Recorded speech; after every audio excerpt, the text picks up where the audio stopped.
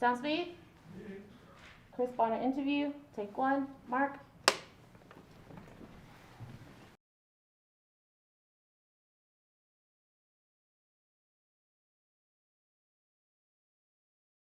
So I think Lincoln was a long-term advocate and believer in colonization as a project. I think that Lincoln held this view. He was convinced in a lot of ways that black and white folks couldn't live together functionally in the United States. And so I think that that view stuck with him. One of the things that changes really profoundly for Lincoln during the Civil War, of course, are his feelings about emancipation.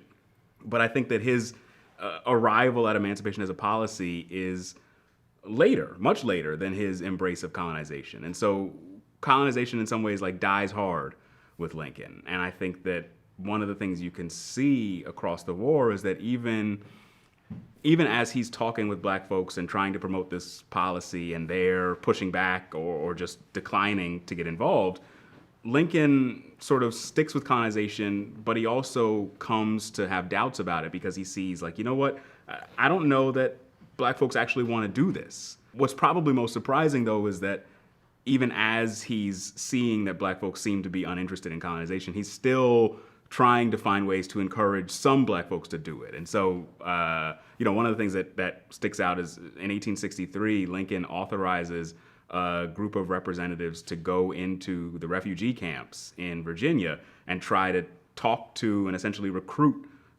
freed men and women and ask them to leave the United States and go settle in Central America or South America. And so this is, after the Emancipation Proclamation has taken effect, after he's had this meeting in 1862 where black leaders reject colonization, but he's still sort of trying to find ways to make this thing happen. I think it's an old belief in Lincoln, and it's one that doesn't go away very easily.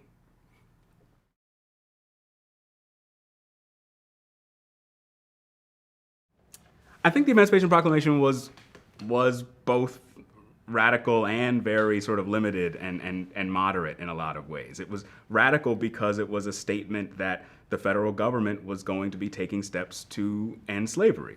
It was radical because it said that freedom, that emancipation was a war aim. And so it's saying that the Civil War can't be won unless enslaved people in the South are freed. But it was also conservative or moderate or limited in profound ways because it didn't touch slavery in the border states, because it required enslaved people to find their ways to the Union lines in order to actually gain the freedom that was being held out.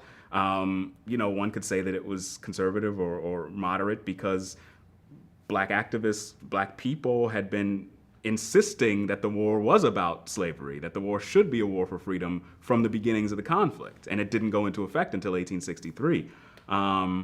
So, when I talk with my students about the Emancipation Proclamation, I try to make sure that they understand that it was both limited in terms of what it did for enslaved people, but also really profound as a statement of what the government could do and what it was trying to do in relation to the institution of slavery.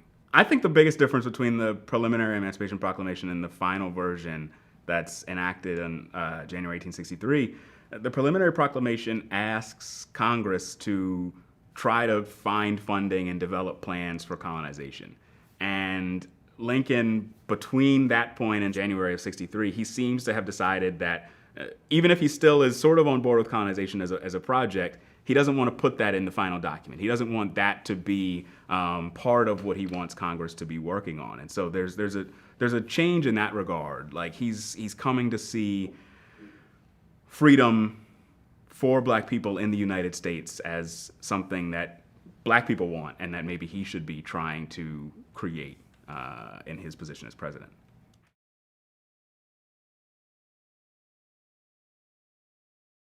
This is a tough question. What did Lincoln think black people's status would be after the war when he starts to open up enlistment to black people during the war? We can't say what he was really envisioning.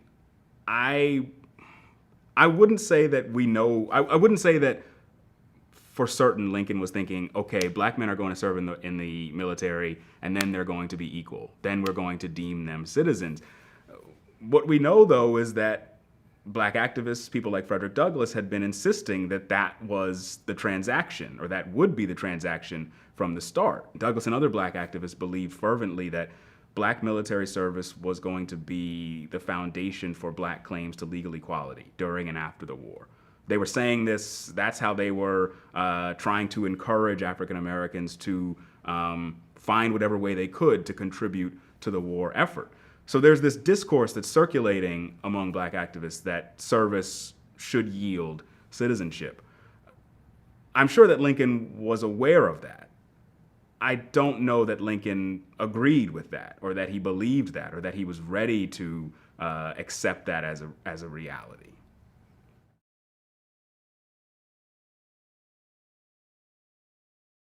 Robert Smalls essentially tricks a bunch of white Southerners in order to secure freedom for himself and for a bunch of his family and the family of his crew.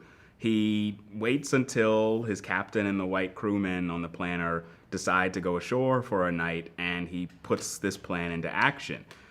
He knows how to pilot and navigate this boat through Charleston Harbor, and he and his crew members stop, the black crew members, enslaved crew members, they stop in the harbor and collect a number of their family members and then sail out. And what's treacherous about this is that there are checkpoints all throughout the harbor, and they have to try to make their way safely through these checkpoints. So Smalls puts on a hat and disguises his face, and some of the sources suggest that he disguised his walk so that he would look in the darkness like his captain, and he makes his way through all the checkpoints. And then once he passes Fort Sumter, he approaches the Union troops, the Union Navy out in the ocean, and raises a white flag and surrenders this ship to the Union military. And so he's joked or he's deceived, essentially, a group of Confederate officials and authorities and made his way to freedom and to contributing something valuable to a group of the Union military out in the ocean. So one way we can think about how bold and significant, I guess, Small's decision was is that I think there were 8 black crew members, enslaved men, forced to work on the planter, and 2 of them decided not to join him on this journey out toward the Union military. They thought it was too dangerous. They thought it was a sort of suicide mission. Another way to think about what's going on here is that this is a person who was not only enslaved, but had been required to use his labor to aid, essentially, the rebel cause. And he was not only appropriating his labor, but appropriating a ship, a vessel that was significant to that Confederate military effort, and stealing it in order to free himself. And so I think that the significance of this was not only the freedom of Smalls and his family, was not only the statement that's made when an enslaved person runs away from their owner, it was a military act. It was a deprivation of valuable property from the Confederate Army and a contribution of that property to the Union. And so I think that there's a lot of ways to think about how big it was that Robert Smalls did what he did.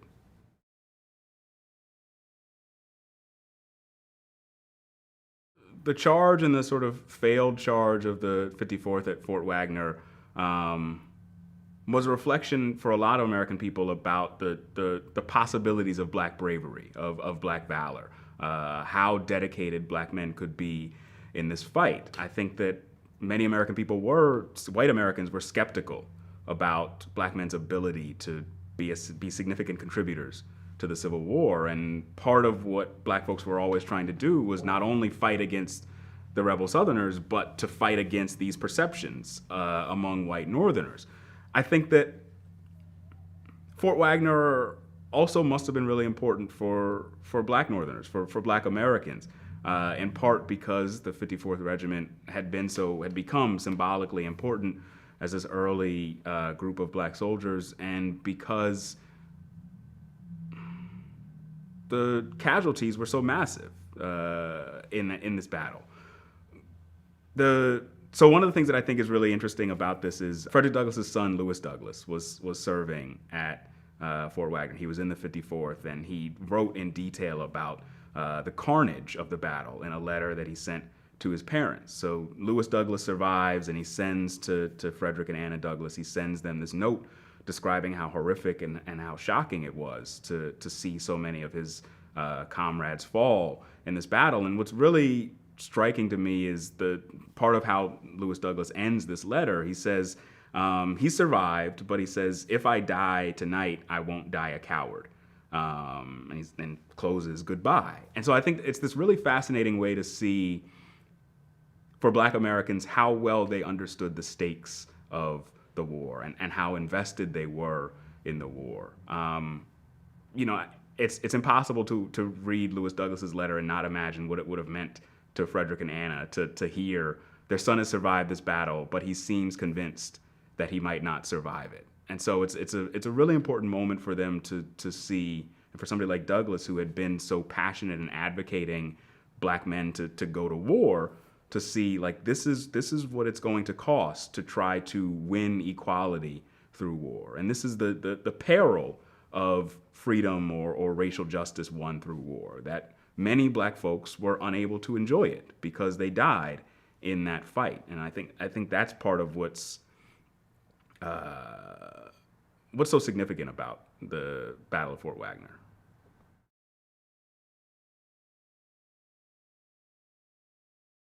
The massacre at Fort Pillow in 1864 was a result of Confederate policy. In the aftermath of Lincoln's embrace of emancipation, Confederate officials say, we will now declare that all Black people that we encounter on the battlefield will be treated as rebel slaves, and therefore they'll be given no quarter. They will not be taken as prisoners of war. They can be killed with impunity.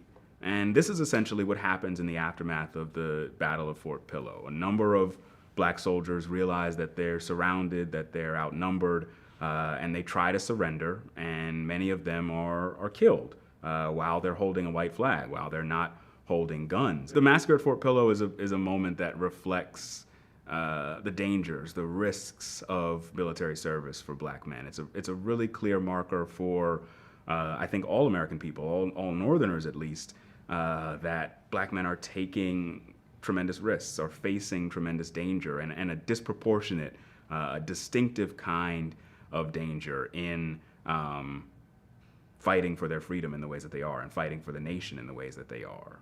The problems of white supremacy continue to affect and harm Black soldiers during the Civil War. I think Lincoln is reluctant to treat Confederate soldiers, rebel soldiers, in the ways that the Confederates have treated Black soldiers, because Lincoln thinks of himself as a person of principle, and thinks of himself still, in a lot of ways, as a leader of the nation.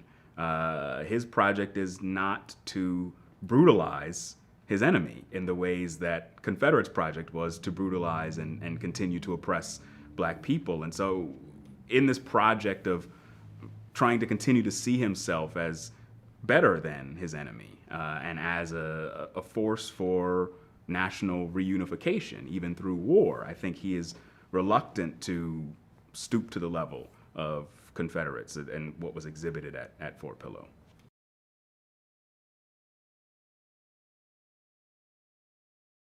In the summer of 1864, Lincoln and Douglass meet, and Lincoln is really worried about where he stands and his stakes, or his chances in the election of 1864. He's concerned that he'll lose the election, and that if he does, that all the work that he's been doing for wartime emancipation, that might be rolled back, or that it might be ended. And so he talks with Douglass and does what I think is a strange thing, which is to ask Douglass to help him figure out ways to get more enslaved people to run to the Union Army and to seek freedom with the military. He wants to try to free as many people as he can if his time in office is going to run out. This is important. I think it's a reflection of how deeply invested Lincoln is in trying to help enslaved people get free. It's a real marker of how important that is to him. What's weird about it to me, though, and what's strange about it, is that Black folks have been finding their own way to the Union military since the beginning of the war. Since the spring of 1861, African Americans have known how to get there. And of course, they could use help. They could use more Union troops, like out in the field looking for enslaved people. but it's not as though African Americans hadn't been doing this work on their own, and so it's kind of it's sort of asking a question that already has an answer.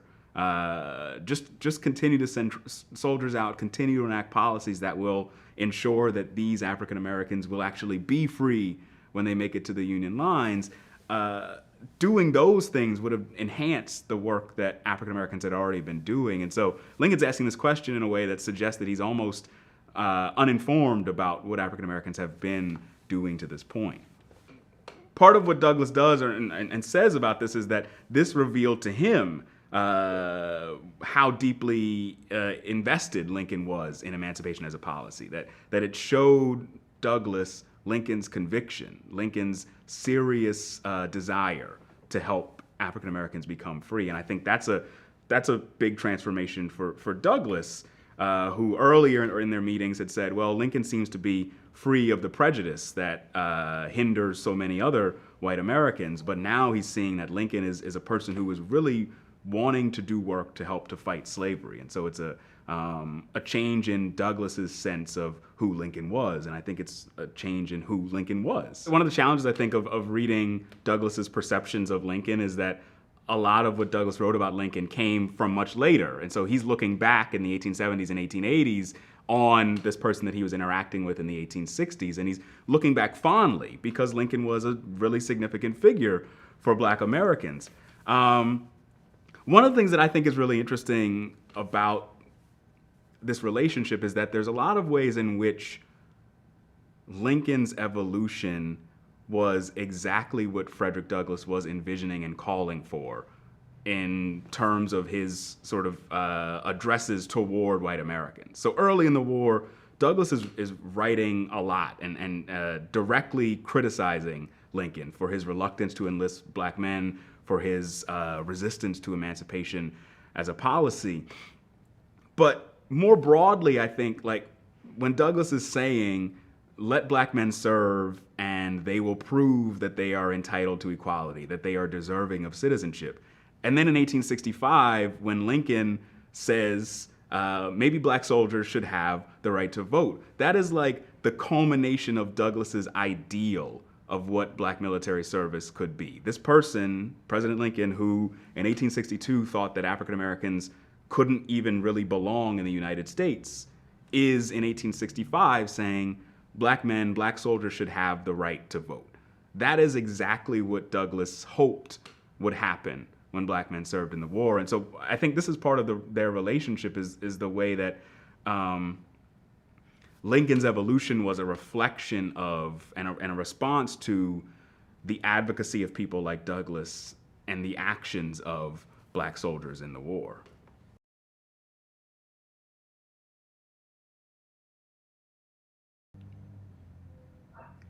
In order to really understand Lincoln, and I'm not thinking so much about assessing or evaluating him as a president or a person, we have to understand that he was a person who was, before and for much of the early stages of the Civil War, he was a white supremacist.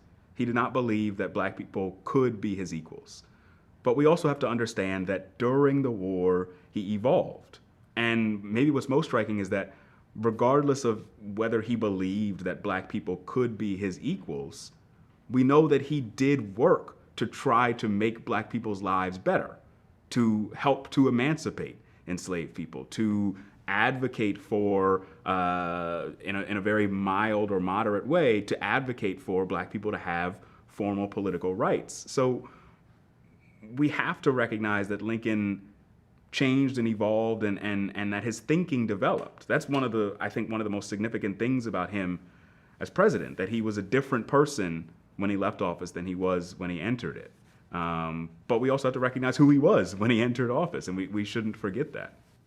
I think Lincoln changed because Lincoln evolved because he listened to the various people who were around him, and whether that's physically around him, like William Seward, who was far more anti-slavery than Lincoln had been early in his life, whether it's people who were sort of occasionally around him, like Frederick Douglass, who was insisting that the Civil War should be an abolition war. Whatever it was, whether it's even people who he met very briefly, like the black folks who he tried to convince to advocate colonization and who didn't do it. Lincoln is picking up on that. And I think that he's very thoughtful about, I would say broadly public opinion. He's very thoughtful about what people are thinking, how they're responding to, how they're reacting to his policies and his decisions. And I think that is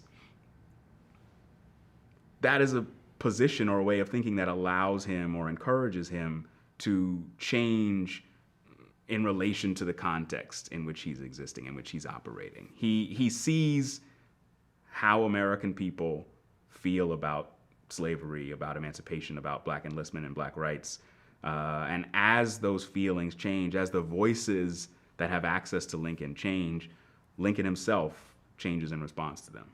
I think that in order for anyone to enact changes in the interest of people who are in need, that person who's in a position of power has to care about those people, has to recognize that they are suffering, that they are in need. And I think that for Lincoln, the Civil War, the deaths of African Americans on behalf of liberation, the deaths of white soldiers on behalf of the Union, these things lead him to care in new ways about a broader population of American people. And what they really lead him to do is to try to encourage other American people to care. So I'm thinking back now to the Gettysburg Address. What Lincoln says is that the only way to make the massive loss of life of the Civil War meaningful is to make the Civil War a war for a new birth of freedom. What he's saying is that I have started to care in a new way about African Americans. We, American people, collectively must care in order to help us make sense of, help us reckon with the horror of the loss of so much life in a battle like Gettysburg and in the war as a whole. And so I think that the fact that so many people were killed, that so much of the nation geographically was destroyed during the Civil War, that led people in positions of power, in many cases, to care in new ways about people in need. I guess I want to say I hope that we don't need something as horrific as the Civil War in order for people in power to care in the same way about people in need now.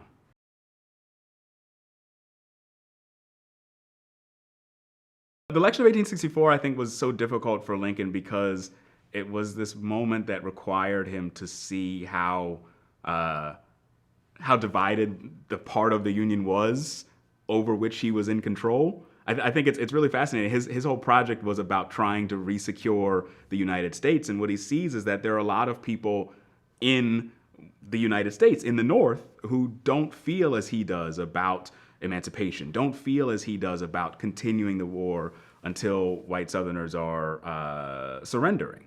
And so the biggest concern, I think, for Lincoln is that someone like George McClellan will be elected and will move to negotiate terms with the Confederates and will actually allow the Union to remain broken.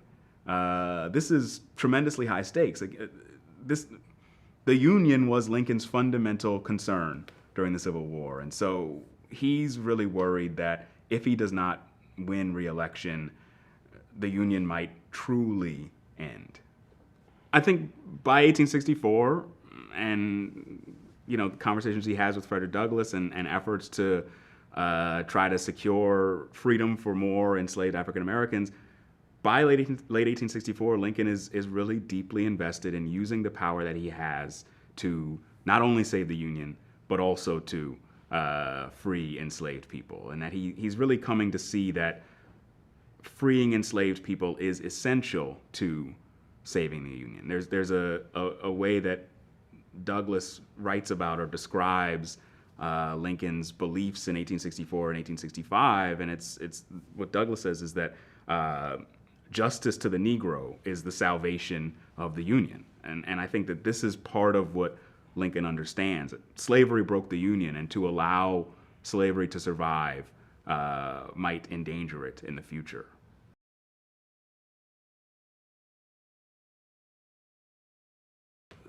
I think the heart of Lincoln's transformation in thinking about war aims is really symbolized in the Gettysburg Address. In the early stages of the war, Lincoln says, if I could save the Union without freeing any slaves, I would do so. And he seems to be very honest about that. What he thinks is necessary and is desirable is saving the Union. But by 1863, in November of 1863, he's saying that the Civil War should entail a new birth of freedom. And he says, he reminds his listeners in the Gettysburg Address that the nation was founded on these ideas of natural liberty and natural equality. What Lincoln's saying is that the meaning of the war and the meaning of the Union must be a realization of those principles. That the Union is insufficient, that the Union is perhaps even meaningless without actually making real this idea that all men are created equal and that all people should be entitled to liberty. And so that's I think the crux of this change. Lincoln says that freedom is essential. Freedom broadly is essential for the United States as a nation.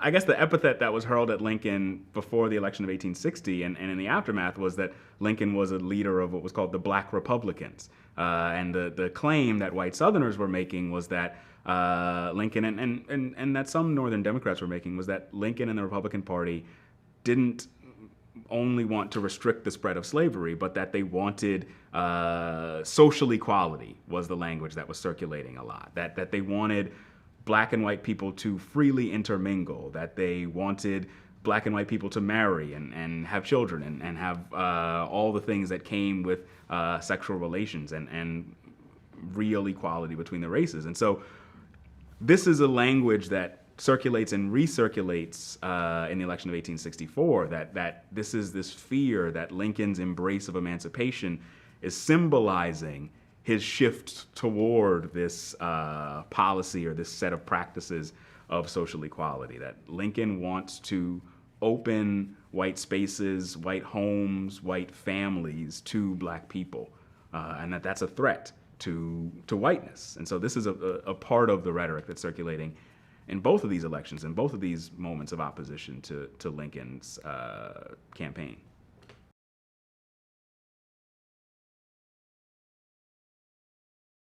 So Lincoln was a tremendously important president, and we can't neglect the fact that that was understood, especially in 1865.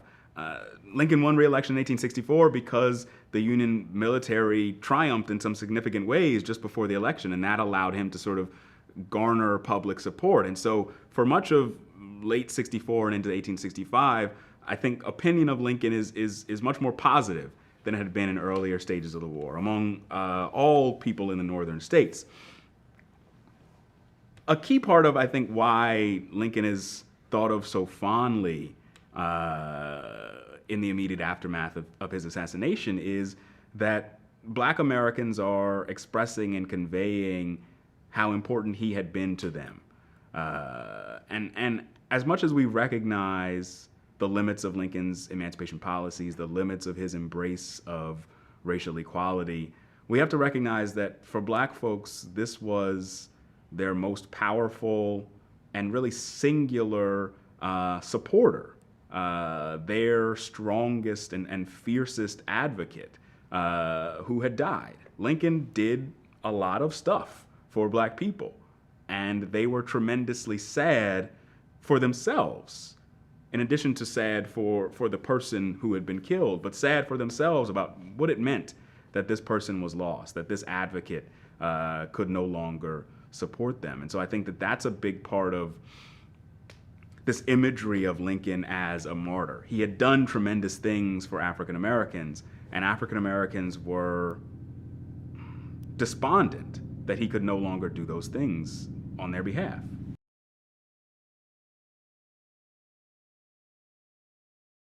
I could see a way in which Lincoln being seen as the great emancipator and being celebrated as such is a suggestion that, and is sort of analogous to this feeling that emancipation is the end, that all black folks needed was freedom.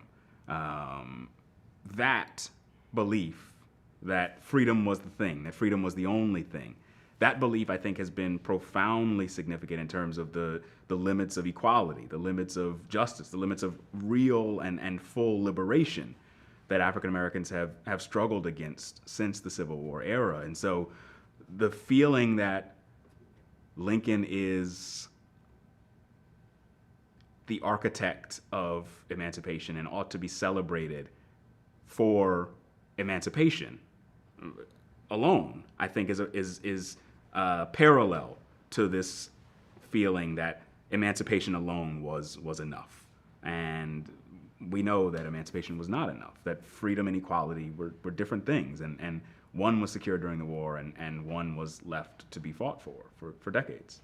To take this myth of Lincoln as the great emancipator, if we think about Lincoln solely as that, as a person who freed the slaves, as the saying goes, what we lose is the reality of Lincoln as a thoughtful leader, as a person who was listening, who was reflecting, who was introspecting and trying to decide how he felt about emancipation and what he could do about emancipation. And so when we see Lincoln as the great emancipator and suggest that, oh, he just freed the slaves because he could, we overlook all of the things that he did that we should want our leaders and we should want all of our people to do, which is to think and reflect and be considerate of other people and their ideas and their needs. And so I think Lincoln looks better as a person who gradually came to embrace emancipation as a policy than he does as a person who just freed the slaves because he always hated slavery. It's much more impressive to me to see him as evolving.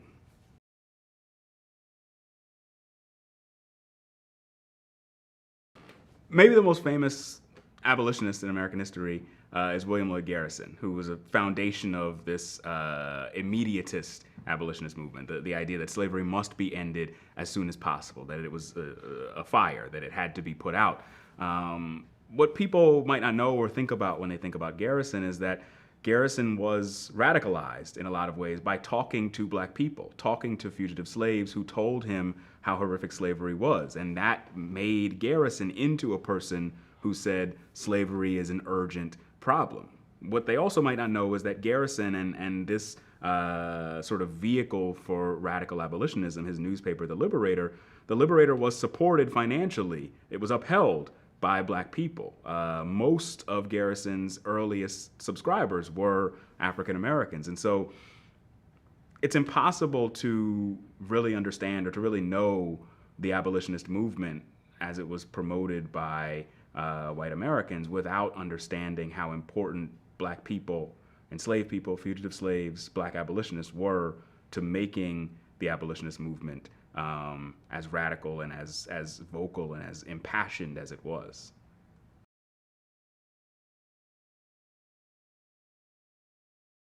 Slave owners had a lot of mechanisms that they used to try to ensure and really to compel black people to work. And I think one of the most interesting of those mechanisms was the horse. An overseer might ride or stroll through a field where rows of enslaved people were forced to work and would, sitting atop this horse, be able to look down upon the enslaved people and see more of them than he would be able to see if he were on ground level. And so there's a way in which the horse, the technology of animal husbandry, I guess, has enabled an overseer and enabled slave owners to watch more carefully enslaved people. One of the other ways that we understand slave owners compelling enslaved people to do work is through not only violence, things like the whip, but the threat of violence, the understanding that if an enslaved person didn't produce a set amount of work, if they did not pick a particular amount of cotton, if they didn't do some other task that they were expected to do in a given day, that they would be whipped, that they would be punished. And so enslaved people would have their work measured, they would have their work assessed, and often if they did not meet a particular mark, they would be brutalized. And so there's not only the actual whipping as a mechanism of control, but there is the fear of the whipping as a mechanism of driving an enslaved person to work each day to meet a particular standard of labor. One of the horrific things about slavery is that it, through the regular brutality of enslaved people, people who were bound could be made to do work that they did not want to do. And there's a way in which regular whipping and the threat of whipping could urge enslaved people on a daily basis in a plantation, in a field, understanding that if they did not meet a standard, they would face violence. That threat, that fear could work and persist in enslaved people's minds, even when they weren't actively being brutalized. But the fear, the threat of brutality was another spur, another tool that slave owners used in their efforts to control bound people.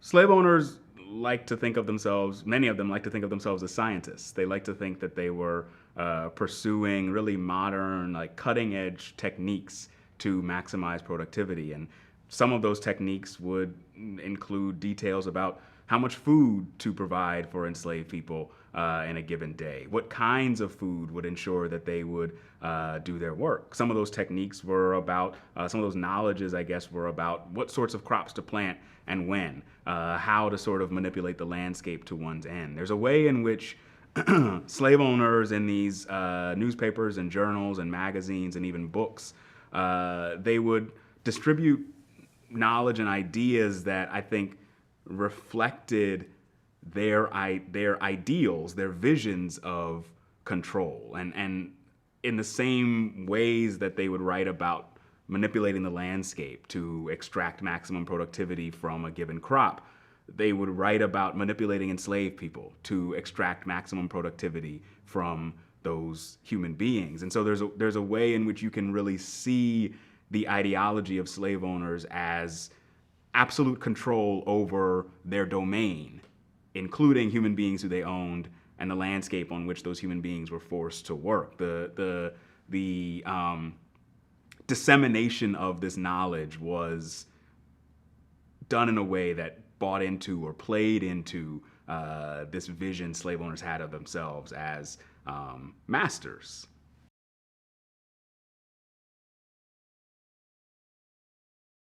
John C. Fremont was taking steps that I think were too bold, too far out there from the perspective of Lincoln. When Fremont declares martial law and says that part of what that means is that enslaved people can be confiscated from rebel slave owners, this is what's going to come later in 61 and 62 in the Confiscation Acts by Congress, but this is not what Lincoln envisions as the Civil War and as the war's purpose in its early stages. Lincoln is very invested in an effort, early in the war, Lincoln is very invested in an effort to retain or recreate the Union without disrupting too much of American people's lives. And so what he wants to do is to try to do all that he can to ensure that American people will come back together rather than to ensure a policy of emancipation or a massive transformation of slave-owning society in the ways that Fremont's proclamation was driving toward.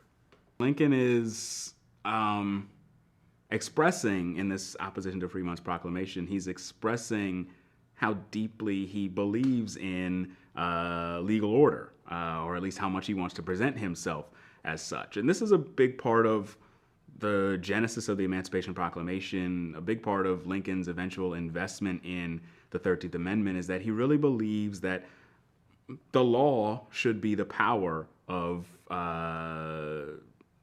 acts in American society, that things should be done through the law, that he should act to the extent that he can with his legal power to free enslaved people. And once that legal power has reached its limits, he should try to secure that through other legal powers like constitutional amendment. And so I think Lincoln was throughout his life a strong believer in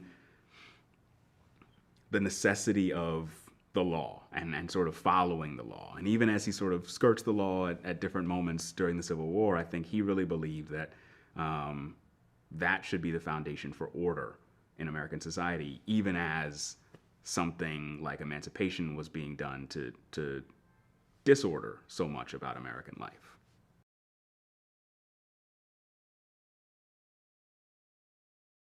So the 13th Amendment is really secured in Congress or passed in Congress, by hook and by crook. There's a lot of wrangling, a lot of horse trading, a lot of legislative backroom deals that are happening that allow Congress or that allow Republicans in Congress to gather the votes that they need to pass the 13th Amendment in 1865. And essentially, what I think is so striking about this process is that,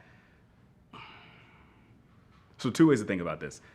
A number of congressmen in what remains of the United States in 1865, a number of them vote against the 13th Amendment. They vote against a measure to abolish slavery. What's also surprising is that there was so much work that had to be done to secure the requisite number of votes to actually pass this measure. This is after 4 years of Civil War, after hundreds of thousands of American people had died in what the president had declared quite eloquently was a war that had to be a war for freedom. And still, at this point, after so much struggle, after so much bloodshed, there were dozens of men in positions of power in the United States who did not believe that slavery should be abolished. And I think that this is critical to understand in order to really know the United States in the Civil War era. I guess I would say that alongside the difficulty of convincing lawmakers in Congress to embrace the 13th Amendment, I think that it's fascinating and it's notable that it took a significant amount of time to convince lawmakers across the country to embrace this act, that there are American people across what remains of the United States in 1864 and 1865 who are really reluctant to and really resistant to this idea of a government inaction of emancipation. For me, one thing that's so surprising about the reluctance to embrace the 13th Amendment is that, as transformative as it was as a congressional measure outlawing slavery, it was also not all that transformative in light of what black folks were demanding. It was securing freedom. It was not securing black rights. It was not creating what so many white Americans had been anxiously writing and talking about, which they called social equality. It was not going to make black people the equals of white people in the United States. It was simply going to make sure that black people couldn't be enslaved. And so it's sort of stunning when you think about it that way, that white folks were so worried about what the 13th Amendment could mean.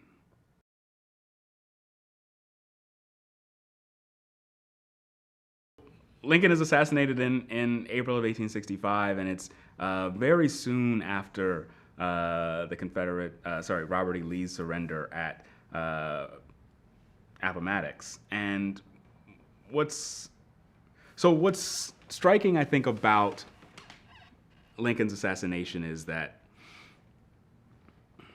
it's this moment of triumph, of celebration. Lincoln is celebrating. Lincoln is glad, and American people are glad that Lee has decided to give up this war effort. And it looks like peace is coming. It looks like this end of hostilities is near. Lincoln starts or has started planning already what the aftermath of the war is going to look like. And one of the things that he starts doing is thinking about what the status of African Americans will be in this new country. They're freed by law. How will they live? How will they operate in this newly reformed society? And he says that some black men, that black soldiers in particular, should be considered eligible for the right to vote. When Lincoln gives this speech, John Wilkes Booth is in the audience, and he's reported to have said to someone standing near him that that was the last speech Lincoln would ever make. So there's a way to think about John Wilkes Booth as assassinating Abraham Lincoln because Lincoln was advocating for black rights. I think that the broader truth about John Wilkes Booth is that he was an angry white Southerner, and he found an opportunity to kill Abraham Lincoln, the person who had made so many white Southerners angry by defeating the rebel Confederacy in the war. And so, John Wilkes Booth was an angry white man from Virginia, and that's broadly why he killed Abraham Lincoln.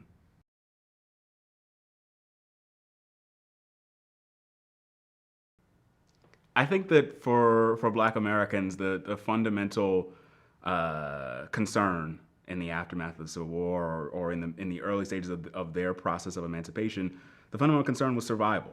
How are we going to feed ourselves? How and where are we going to live? Where are we going to find shelter?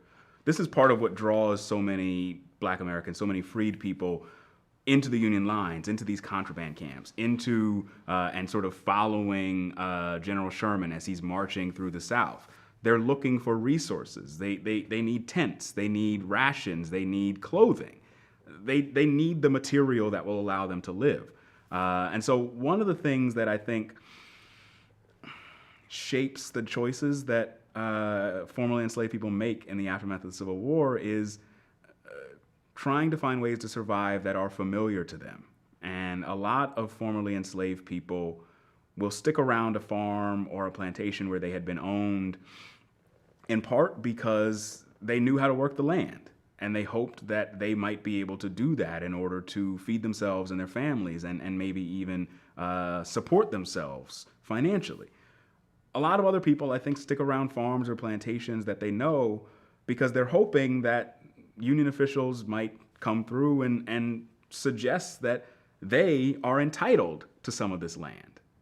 Black people understood that the wealth, the value of land on a plantation was rooted in their labor on that land, and that they should be entitled to some remuneration for the years and decades and generations of unpaid labor that they had done. And so one of the things that I think formerly enslaved people are hoping is that they can either be formally granted title to land, or that they will just be able to stick around on this land and make it their own in the aftermath of emancipation. That's one of the ways that they thought first about how to help themselves survive, was by securing access to some part of the Southern landscape.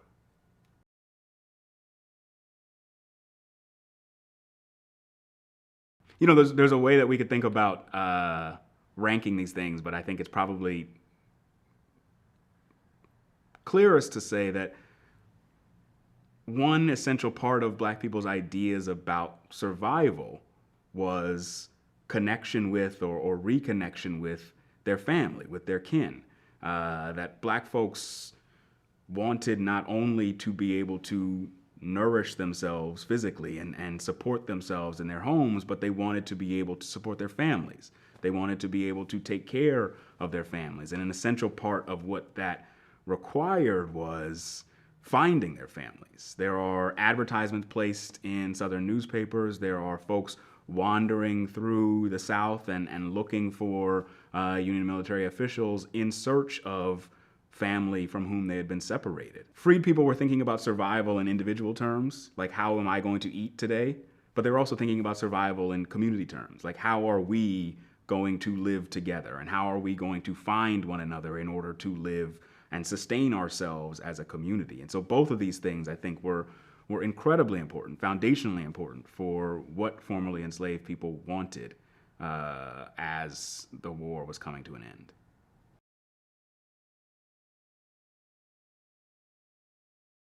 The celebration of Juneteenth, I think, has its roots in the late arrival of the news of emancipation into Texas. And part of what happens is essentially that news doesn't spread very rapidly that far across the country, and that white Southerners, that slave owners, are resistant to allowing enslaved people to get news. And so, you know, we know that enslaved people had grapevines, that they moved information as they could.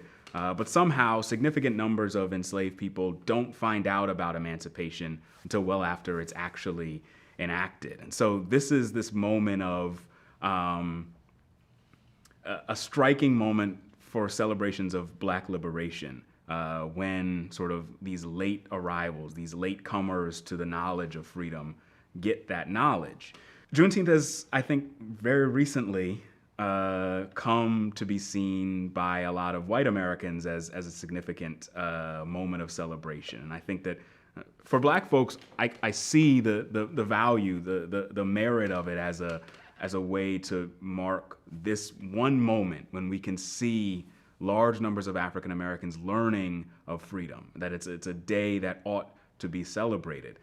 What I think has been really noticeable to me in the past year or so are how many corporations are trying to find ways into this celebration, to make advertisements for Juneteenth, to allow people to take a day off for Juneteenth.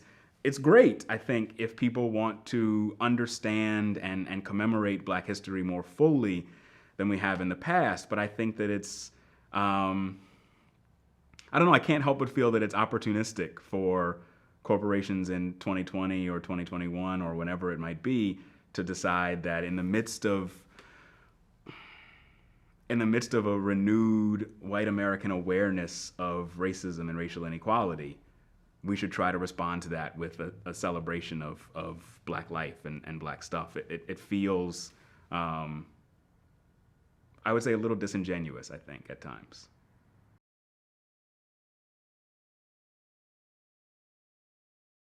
The freedom that Black Americans experienced in the northern states before the Civil War was limited. Black people were not enslaved, but their freedom was perilous. They might be kidnapped or arrested, charged as fugitive slaves. Their freedom was tenuous. This is, in some ways, an analog to the freedom that was created after the Civil War, a freedom that did not necessarily entail legal equality, a freedom that did not secure to all formerly enslaved people all the rights that white Americans enjoyed. One of the things that is a hallmark of legal change in the aftermath of the Civil War is the 14th Amendment's statement that citizens are entitled to equal protection of the laws. And I think that what we can see in the history of Black life since the Civil War era is that in many cases, Black people actually don't have equal protection of the laws. They are not viewed the same by legal authorities. They're not viewed or treated the same by law enforcement. They're not entitled to the same protections of their lives as other American people are. And when their lives are taken, they're not always entitled to the same justice that other American people might expect. And so one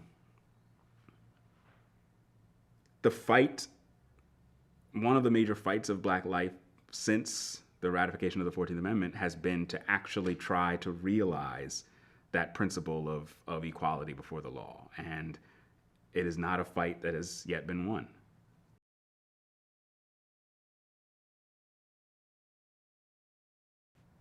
Abolitionism, the abolitionist movement, orchestrated by Black and white folks largely in the North, was critically important for changing the ways that American people thought about slavery, for convincing anti-slavery moderates that slavery was evil, that slavery was a thing that brutalized Black people, that harmed Black relationships with family members, that needed to be eradicated as urgently as possible. So abolitionism was critically important for making possible, like creating the ideological context for emancipation during the Civil War era.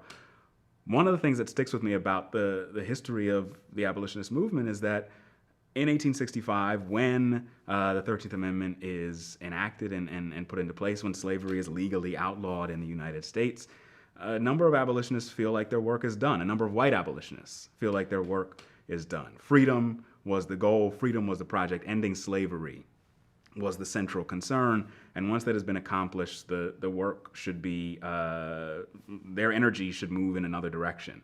And I think that that's this really limited way of understanding what black people needed, what black people wanted, what the United States needed in order to be truly transformed.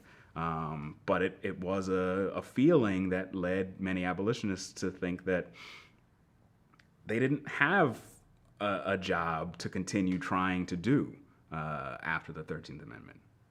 Douglass had long said that the Civil War had to be an abolition war. And what he said by that was not only did the Civil War need to lead to the abolition of slavery, to the freedom of 4 million bound people in the South, the Civil War, in order to be an abolition war, needed to abolish the vestiges of slavery, the foundations of slavery. It needed to take steps toward eradicating white supremacy, and more importantly, it needed to create protections for black people to prevent the forms of slavery from mutating, from molding, from recreating forms of racial inequality. And so for Douglass, the idea of an abolition war was about more than just ending slavery. It was about creating equality, creating justice for black people in the United States.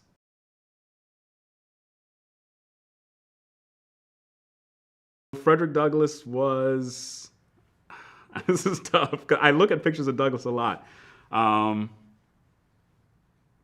One of the first things I can think of is that Frederick Douglass had a big face, and one of the things that's interesting about this is that I think it's reflective of his presence. Like if I'm envisioning Frederick Douglass in front of me, I feel like he's probably really close to me, whether he is or not. Like I think he was a big person, a big personality.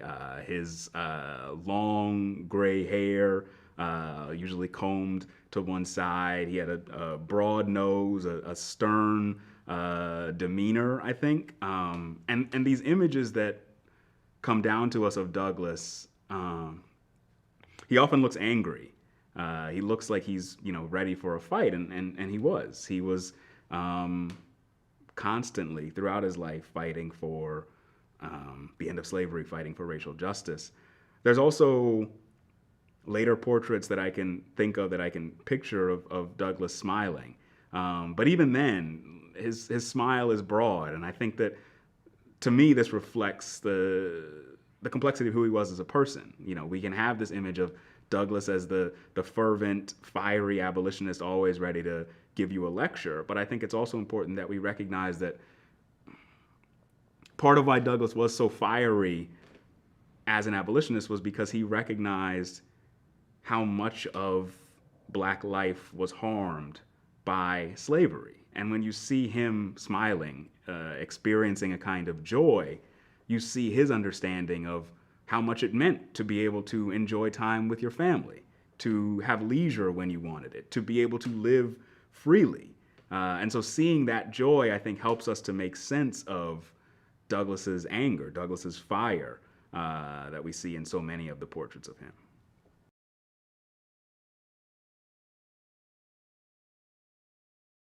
Over the course of the war, tens of thousands of African American men fought in the Union military. They were critically important. Tens and maybe even hundreds of thousands more African Americans did work to contribute to the Union war effort.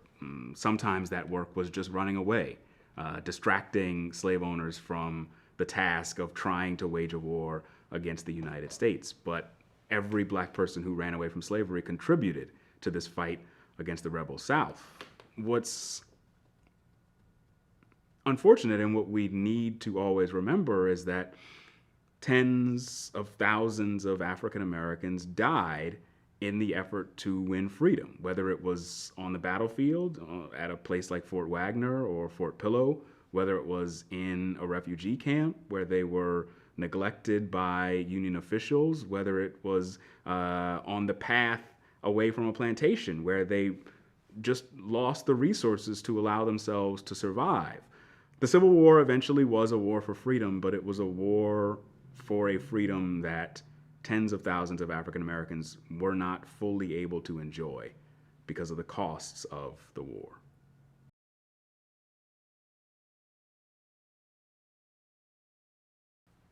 The political work, the political projects that freed men and women pursued in the aftermath of the Civil War, I think they really reflect how much enslaved people knew about the world in which they were living. Information had clearly circulated among enslaved people that the nation in which they lived was one that was supposed to be representative. Information had circulated that told them that black and white Americans in the North were organizing conventions and that they were using these formal meeting spaces to advocate for their interests, to claim or seize rights, to advocate for the abolition of slavery. Black folks in the South, very soon after the Civil War ends, they're organizing conventions on their own. They are trying to come together and take on these forms of traditional politics to advocate for themselves, to advocate for the rights that they think are important. They did this because they knew that that was a kind of politics that was legible to white Americans, to people who were in positions of power. And so there's a way in which this rapid political mobilization of African Americans in the era of emancipation, that reflects long-standing and I would say generational knowledge that existed in enslaved communities before emancipation was even a possibility during the Civil War.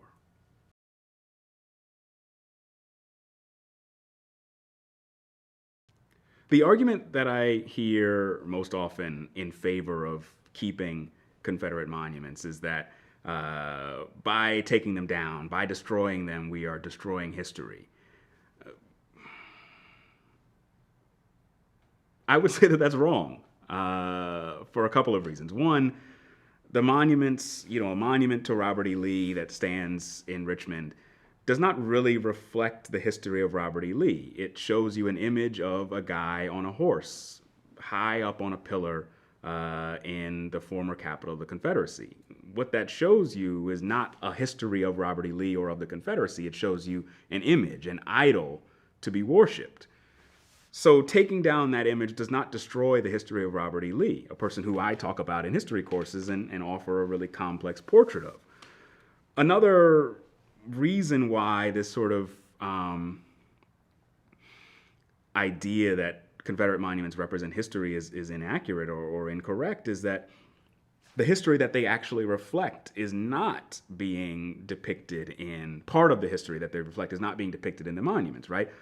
Again, a monument to Robert E. Lee in Richmond is not a product of the Civil War era. It is not a product of Confederate veterans placing this monument there in the immediate aftermath of the war because they want to reflect on this image that they had of Lee. These images, most Confederate statues were erected in the era of Jim Crow in the late 19th and the early 20th centuries by white Southerners who were trying to reassert their dominance of black people and re-secure white supremacy by making the landscape look like it was unwelcoming to black people. So a way to make black Southerners feel uncomfortable is to put up a bunch of statues of former Confederate soldiers, people who fought for the bondage of black people and their ancestors. And so I think that when we take down Confederate monuments, what we do is eradicate that history of white supremacy that has been placed on the landscape of the United States, and not only in the South, but across the country. And so I think that it's a good project to make the physical geography of the nation look like a place that is available and accessible and welcoming to the people who might move through those spaces. And statues of white supremacists, statues of men who fought for slavery are not a way to really make that landscape open to American people. I think there's one possibility of countering Confederate memorials with statues of enslaved people or statues of activists or abolitionists, whoever it might be, a statue of Frederick Douglass next to every statue of Robert E. Lee. The problem with that is that statues and memorials and monuments do not educate. And if our goal is to help people understand the past, a bunch of idols popped up across the country, idols of Frederick Douglass, are not really going to educate people beyond saying, oh, Frederick Douglass was an important guy. Which, yes, more people should know that Frederick Douglass was an important person, but more people should also know more about Frederick Douglass. More people should also know more about Robert E. Lee. They should know more about the Confederacy and what its cause was, the cause of slavery, the cause of white supremacy. And so if that is our project, we need to think about things other than memorials to try to convey the complex history of this country.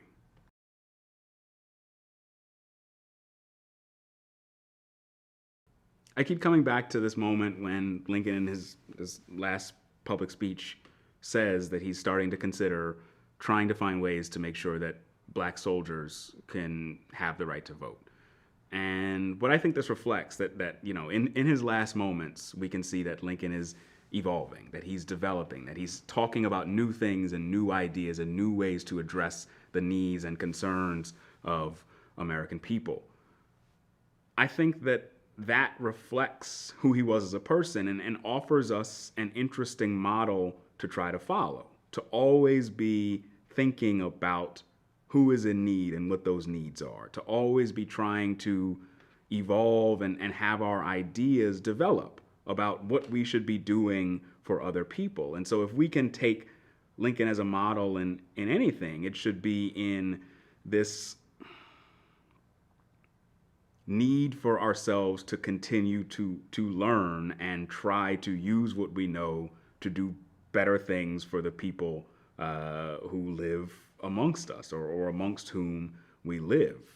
I think that we, as a nation, I would say, that American people, that people in positions of power in this nation need to continue to listen and reflect and try to do what is possible to respond to the needs of people who are calling on them. And that is, yeah, that's what Lincoln, I think, represents. I don't know how well I feel how well I feel people in power are doing in that regard right now.